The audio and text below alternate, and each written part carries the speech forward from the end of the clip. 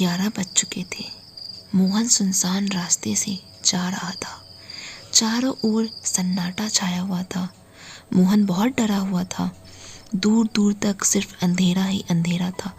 मोहन को सही रास्ता भी नहीं दिखाई दे रहा था, इसलिए उसने अपने मोबाइल का टॉर्च इस्तेमाल किया। शायद आज उसकी किस्मत भी उसके साथ नहीं थी। आधे रास्ते में ही उसका मोबाइल की बैटरी ख़त्म हो गई और उसका मोबाइल स्विच ऑफ हो गया। मोहन के घर से पहले 2 मील की दूरी पर एक डरावना रास्ता पड़ता था, जिसे लोग हवेली के रास्ते के नाम से भी जानते थे। बड़े बुजुर्ग का तो ये कहना था कि इस हवेली के रास्ते से रात को 12 बजे के बाद जो कोई भी वहाँ गया है, आज तक लौट कर नहीं आया। मोहन घबराते हुए आगे बढ़ने लगा। वह अंदर ही अंदर डर रहा था, क्योंकि उसने बड़े बुजुर्ग से कई बार ये डरावने रास्ते के बारे में सुना था। उस वक्त उसको वो सारी बातें याद आ गई। थोड़ी देर चलने के बाद उसको कुत्ते की रोने की आवाज़ सुनाई दी।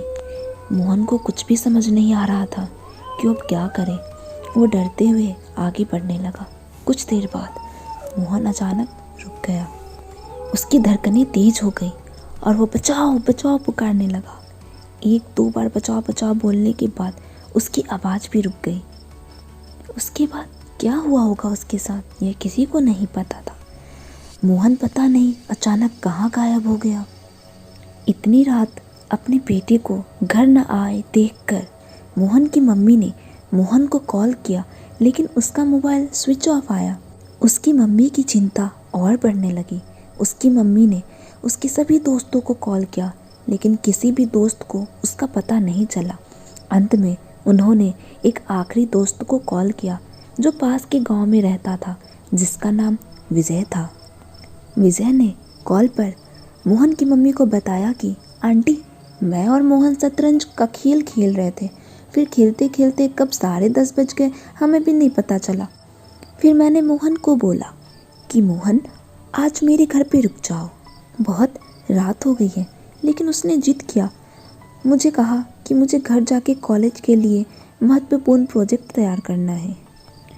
फिर वो यहाँ से 11 बजे निकल गया। मोहन की मम्मी ने बोला, बेटा, तुझे इसको रोक लेना चाहिए था। अभी तक वो घर वापस लौट कर नहीं आया है। तुम्हें पता है, बीच में हवेली का वो डरावना रास्ता आता है, जो कि बहुत ही खौफनाक है। यहाँ तक कि कुछ बुजुर्ग ये भी कहते हैं कि उस रास्ते से 12 बजे के बाद जो भी गया वो वहाँ से लौट कर नहीं आता। पता नहीं रात को 12 बजे के बाद उस रास्ते के आसपास क्या होता होगा, मोहन की मम्मी ने कहा। फिर मोहन की मम्मी ने फ़ोन रख दिया और बहुत रोने लगी। अगली सुबह यह खबर सारे गांव में फैल गई। सारा रतनपुर गांव यह घटना से भयभीत हो उठा। गांव के ज़्यादातर लोगों की ज़मीन हवेली के रास्ते पर ही थी। कुछ लोगों का तो ये भी कहना था कि रात के 1 बजते ही उस रास्ते से डरावनी आवाज़ें आने लगती हैं। रतनपुर के गांव के लोग ज़्यादा से ज़्यादा शाम के 6 बजे तक ही खेत में काम करते थे। उसके बाद वहाँ से घर आ जाते थे। कुछ लोग तो जल्दी जल्दी काम ख़त्म करके 5 बजे ही घर की तरफ लौट जाते थे। एक बार एक युवक आधी रात को दूसरे गांव से यहाँ रतनपुर आ रहा था। उस युवक का नाम सुखदेव था। सुखदेव को हवेली के डरावने रास्ते के बारे में ज़्यादा कुछ नहीं पता था और वह भूत प्रेत इन सब चीज़ों पे विश्वास नहीं रखता था। रतनपुर में उनका एक दोस्त रहता था, जिसके साथ उसने अपना बचपन बिताया था। फिर वो पढ़ाई करने के लिए दूसरे राज्य में चला गया। इतने लंबे अरसे के बाद आज वो अपने दोस्त से मिलने रतनपुर आना चाहता था। ट्रेन देर से मिलने की वजह से उसको देरी हो गई थी। अपने दोस्त से लंबे अरसे के बाद मिलने के उत्साह में वो गाना गाते हुए आगे बढ़ने लगा। कुछ वक्त चलने के बाद वो हवेली के डरावने रास्ते के करीब जा पहुंचा। उसने हवेली से डरावनी आवाज़ें सुनी। वो थोड़ा सा घबरा गया और अब वह तेज़ी से आगे बढ़ने लगा। थोड़ी देर बाद उसको उस रास्ते के आसपास से भी डरावनी आवाज़ सुनाई देने लगी। कुछ देर चलने के बाद वह अचानक रुक गया। उसके चेहरे से पसीने छूटने लग गए और उसने जोर से कहा, मर गया आज तो मैं। ऐसा करते हुए वो थर-थर काँपने लगा। तो दोस्तों, आखिर क्या है उस डरावने रास्ते में? आखिर ऐसा वहाँ क्या होता है क्या रहस्य है उस रास्ते का, वहाँ से लोग कहाँ गायब हो जाते हैं और उनका क्या होता है। तो चलिए जानते हैं आगे के पार्ट में। तो सुखदेव ने सफ़ेद साड़ी में किसी को हवेली के रास्ते से गुजरते हुए देखा। वो बहुत ही डर गया। कुछ पल के लिए तो उसको समझ में नहीं आ रहा था कि वो अब क्या करे। वो बहुत घबरा गया और डर के मारे वो अपनी जान बचाने के लिए तेजी से भागा। कुछ देर भागने के बाद अचानक उसको आगे से किसी ने धक्का दिया और वो ज़मीन पर गिर पड़ा। फिर जैसे ही वो खड़ा हुआ, फिर उसको एहसास हुआ कि उसके पैर पकड़कर कोई खींच रहा हो। उसने आगे पीछे हर जगह देखा, लेकिन उसको कोई भी दिखाई नहीं दिया। सुखदेव ने फिर तेजी से भागने की कोशिश की, लेकिन कुछ कदम दौड़ने के बाद उसके पैर अचानक रुक गए। उसको ऐसा लगा मानो फिर से कोई उसका पैर और हाथ पकड़कर उसको खींच रहा हो। वह जोर से चिल्लाने लगा, छोड़ दो मुझे, जाने दो। मैंने तुम्हारा क्या बिगाड़ा है, मुझे जाने दो, क्या चाहिए तुमको। उसके यह कहने के बाद उसकी पीठ पीछे किसी ने हाथ रखा हो, उसको ऐसा महसूस हुआ। उसने पीछे मुड़कर देखा तो उसके पैरों तले जमीन खिसक गई। उसके सामने सफ़ेद साड़ी पहने एक चुड़ैल खड़ी थी, जिसके लंबे लंबे बाल थे और उसके हाथों से खून बह रहा था। यह दृश्य देखकर सुखदेव वहीं पर बेहोश हो गया। दूसरे दिन सुखदेव के पिताजी ने सुखदेव के दोस्त को कॉल किया और पूछा, बेटा सुखदेव तुम्हारे साथ ही है ना?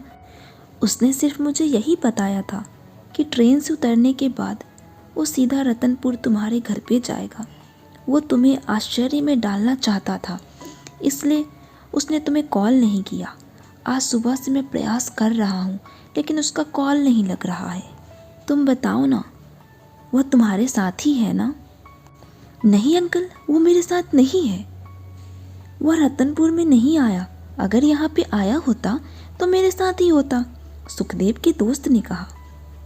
सुखदेव के दोस्तों ने ये बात अपने दूसरे दोस्तों को बता दी। कुछ दोस्तों ने कहा कि देखो, सुखदेव अब कभी वापस नहीं आएगा।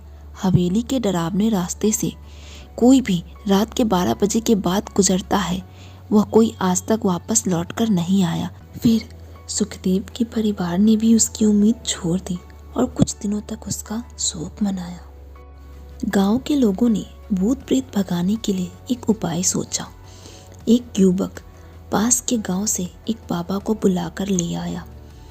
भारी मुनाफे की लालसा में ढोंगी बाबा भूत प्रेत को भगाने के लिए तैयार हो गए, लेकिन वो तो बहुत डरपोक था। गांव की तरफ से अनाज, सोना, पैसे, इन सब की लालसा में उसने ये सौदा स्वीकार किया था। अगले दिन ये ढोंगी बाबा अपने साथ 10 आदमियों को लेकर हवेली के डरावने रास्ते से गुजर रहे थे। पापा बहुत डरे हुए थे, इसलिए वो अपने साथ 10 आदमी को लेकर आया था। बाबा को बहुत घबराहट हुई, इसलिए वो रास्ते में बारी बारी सब आदमी से बातें करने लगा।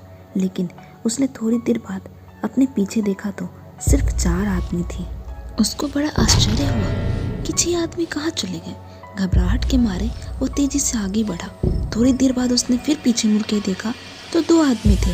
अब बाबा की घबराहट ज़्यादा बढ़ गई। डर के मारे उसे पसीने छूटने लगे। थोड़ी देर बाद उसने पीछे मुड़ के देखा तो उसके होश हो गए। पीछे कोई भी नहीं था। बाबा तेजी से जितना हो सके उतना भागा। कुछ देर भागने के बाद बाबा अचानक रुक गए, क्योंकि बाबा को चारों तरफ से उस 10 आदमियों ने घेर लिया था। वो 10 आदमी अब भूत के वश में थे, इसलिए उनको कुछ पता नहीं था कि वो क्या कर रहे हैं। सारे आदमी का चेहरा इंसान से बदलकर भूत के समान हो चुका था।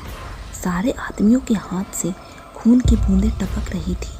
सबकी आंखें गहरी लाल हो चुकी थी और सारे आदमियों के मुंह के ठीक बीच में 2 बड़े बड़े डरावने दांत थे, जिससे बाबा को यह प्रतीत हुआ कि वो मानो जैसे सारे ही भूत उनको कच्चा चबा जाएंगे। उन 10 आदमियों में से एक आदमी ने अपना हाथ लंबा किया और बाबा की गर्दन पकड़कर उसको ऊपर उछालकर नीचे जमीन पर गिरा दिया। बाबा ने उस भूत से विनती की, तुम कौन हो? मुझे जाने दो, बदले में तुम्हें जो चाहिए वह ले लो। मेरे पास बहुत सारे पैसे हैं, सोना है, गहने हैं, वो तुम रख लो, लेकिन कृपया मुझे जाने दो, मेरी जान बख्श दो। यह बात बोलकर बाबा बहुत कांपने लगा। बाबा की बात सुनकर अचानक पीछे से एक दूसरी आवाज़ आई। वह आवाज़ एक चुड़ैल की थी। उसने कहा, मूर्ख, यहाँ से कोई जिंदा नहीं जा सकता।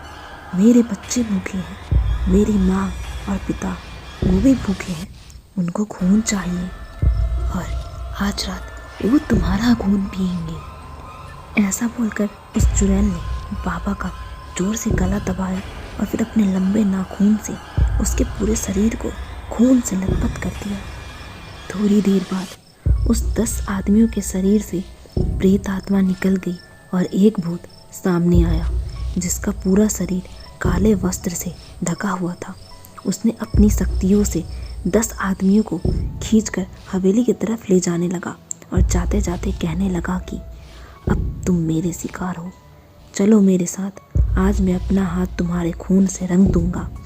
यहाँ से आज तक कोई बचकर नहीं गया तो तुम भी उन सब की तरह मारे जाओगे।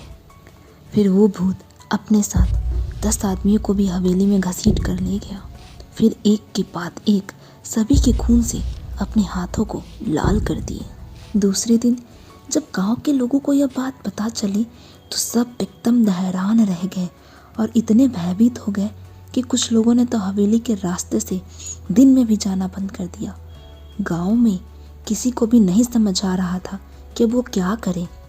लेकिन गांव में एक सबसे बुजुर्ग रफ़ीक चाचा रहते थे। रफ़ीक चाचा की उम्र 90 साल की हो चुकी थी। उनको गांव के सारे रहस्यों के बारे में पता था। गांव के कुछ युवक तथा मुखिया ने रफ़ीक चाचा से इस बात का पता लगाने के लिए उनके घर पहुंचे।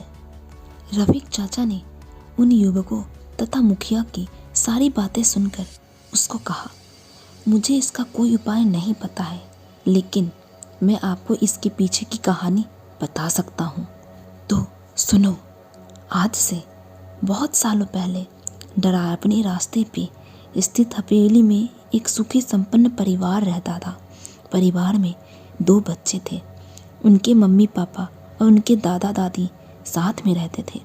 बच्चे सुबह के लिए स्कूल चले जाते थे और उसके पापा सरकारी दफ्तर में काम करते थे। उनकी मम्मी स्कूल में शिक्षिका थी। बच्चों के दादा दादी घर पर रहकर बच्चों की देखभाल करते थे। लेकिन अचानक बच्चों के पिता की संगत कुछ ऐसे दोस्तों से हुई जिन्होंने उनके पिता को शराब, जुआ जैसी बुरी आदतों का शिकार बना दिया। फिर वो रोज शराब पीकर घर आता और अपनी पत्नी, बच्चों और अपने माँ बाप से झगड़ा करता, उनको मारता, पीटता, उनके साथ अच्छा व्यवहार नहीं करता था। जुए की लत में एक बार वो 20 लाख रुपए हार गया।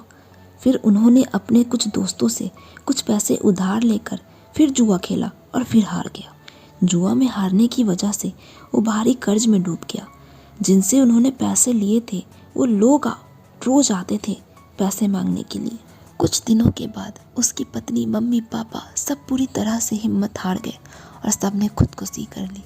पहले बच्चों को मार दी और खुद भी आत्महत्या कर ली। यह दृश्य देख बच्चों के पिता ने भी खुदकुशी कर ली। तब से वो वहाँ पे प्रेत आत्मा बन गए। वो बच्चे और उनके पिताजी, दादा दादी भूत बन गए और बच्चों की माँ चुड़ैल बन गई। तब से हवेली की तरफ कोई भी रात को नहीं जाता है।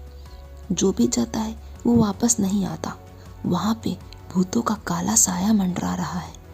रात होते ही हवेली के अंदर से डरावनी आवाज़ें आने लगती है।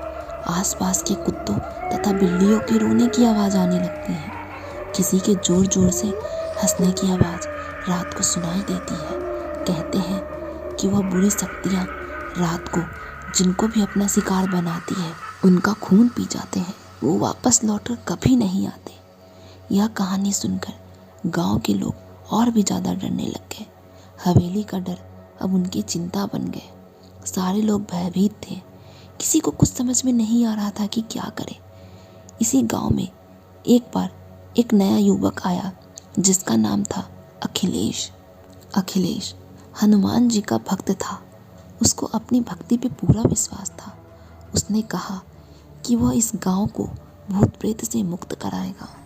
दूसरे दिन अखिलेश अकेला हनुमान चालीसा का जाप करते हुए हनुमान जी की मूर्ति को अपने गोद में लेकर रात को हवेली पे जा पहुंचा।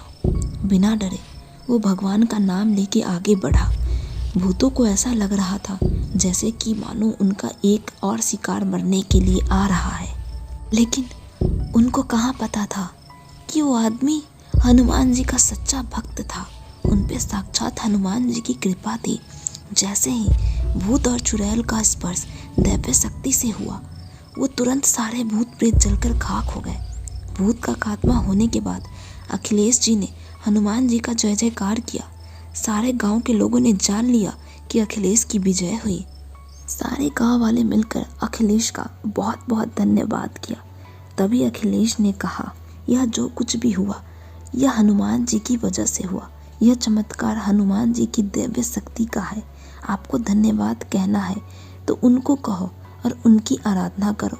तो इस तरह एक सच्चे भक्त की आराधना के कारण वो गांव आज भूतों के चंगुल से मुक्त है। तो आज की कहानी में बस इतना ही। मिलते हैं अगली कहानी में।